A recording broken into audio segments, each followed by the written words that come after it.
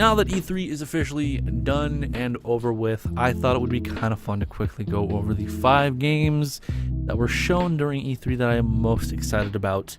Now, I do want to preface, this is my opinion. It doesn't mean the games that you like are bad, it just means that I personally did not find them interesting. Just keep that in mind. These are the games that I found most interesting and are definitely the ones that I'm most excited about.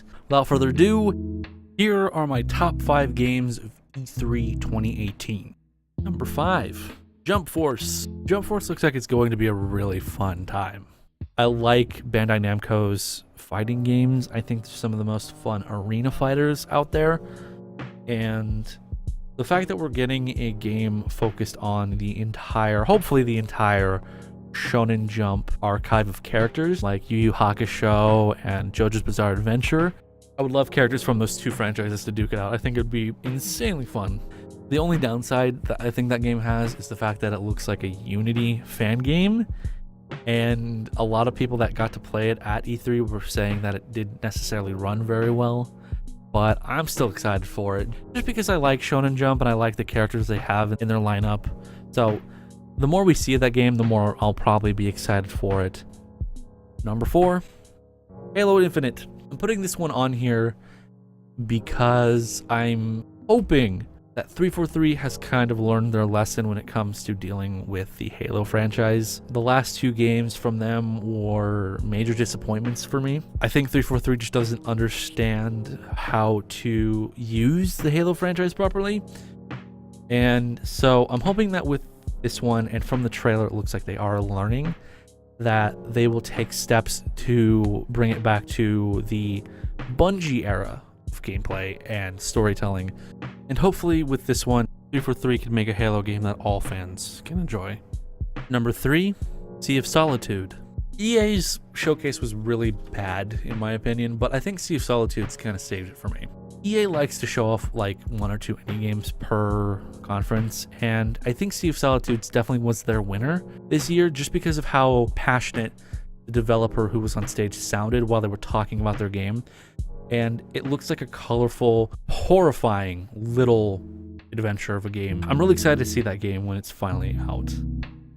Number 2, Yakuza on PC. I know this one doesn't super technically count because it's a game that's already out. These are games that are already out, but the Yakuza games are some of the games that I've always dreamed of having come to PC. So when they showed them off at the PC gaming show, I got really excited, like more excited than I probably should have been. They're on my list of the games that I wanted to come to PC, so them coming to PC was a serious highlight for me, and I'm super excited for those games to finally be out so I can experience them for real.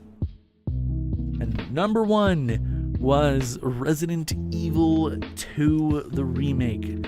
I did not think we were ever actually going to get this game, but dang it, did they frickin' do it. We're actually getting that game in January, and I'm so excited.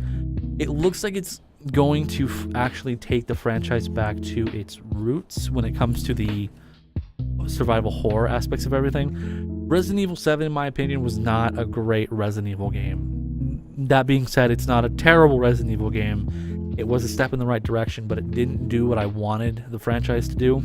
But the remake definitely looks like it's going to take some steps back in the direction of the survival horror stuff that I did like from the Resident Evil games. And not only that, but it looks absolutely gorgeous and horrifying. Seeing it go back to its roots is definitely a highlight for me, and is definitely going to be one of those few games that I pick up at full price. E3 was seriously really good. I think everyone did, for the most part, a really good job showing off the games that they intended on showing off. And I'm hoping that with next year's E3, they really do all have really good shows. I think EA needs to take some notes from the other people this year, because Microsoft really was like the highlight in terms of just how the show the games was. Like they were no nonsense. They showed off everything they needed to show off and didn't like hold us hostage with one game for more than like 2 minutes at most. Sony, I don't know what they were doing this year. They wanted to have some weird ass immersive experience for the people that were there, but that didn't work for the people that were watching at home. So that wasn't great. But as long as they don't do that again, they'll have a really good showing next year, hopefully. But yeah, this was a really good E3. I think one of the better ones. I hope you guys enjoyed my little talk here, showing off the games that I was most excited about. What were your favorite games from this year's E3? Let me know in the comments down below, and I'll be sure to check those out. I'm actually really interested in what some people's highlights were. So thank you, and have a good day.